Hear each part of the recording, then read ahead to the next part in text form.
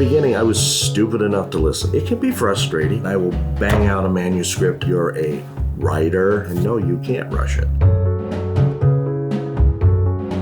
You know, one of the lessons I've learned from my friend Reggie here is don't rush the process. I will sit down and I will bang out a manuscript. I'll bang out, the first chapter, and I'll set for the next one. And then I realized that in working on it, I forgot to set up certain things for later in the book. And you need them in the first chapter because you can't go back and think about them if you haven't already talked about it. So the fact of the matter is, you're going to take time. A book is like a wine or a cheese. It has to age. It's like a good bourbon.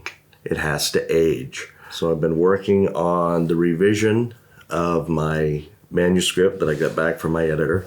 Now that I've kind of gotten validation for how I wanted to write, but other people were suggesting, well, you might want to try this. Now that I've got some validation, I've started working on a new manuscript, and I'm looking at the processes that everybody's talking about, and no, you can't rush it. Because you've got to think about, well, how is this going to move the scene forward? How is this going to move the story forward? The story has to be fast-paced.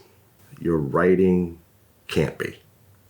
You've got to take time to make sure all the pieces are there, all the connections are made, all the synapses can connect. It can be frustrating because you want to see it, you want to get it done, you want to hold it in your hand, and look at it and go, hey, I did it. You got a lot of people saying, well, if you're a writer, then how come I haven't read anything? And you always talk about writing, but when do you actually write it? The fact is, I am doing it. Oh, are you really a writer? Is this how you make your living? I had a lot of people say that to me about being a wrestler too, because I wasn't on television, therefore I wasn't a real wrestler.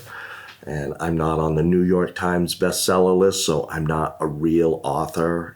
Oh, you're a self-published author, or oh, you're a writer. People that like to talk about it and not do it. Well, you stop and you look at how things had been in the previous way you had handled it. Realize how they didn't work. Find out a lot of the trauma that you've got dealing with it that you're actually trying to get over. A person that's been in a difficult relationship is going to take time to heal before they dive back into it. A person who really wants to write and realizes that this is what they want to do and they want to do a good job is also going to take time.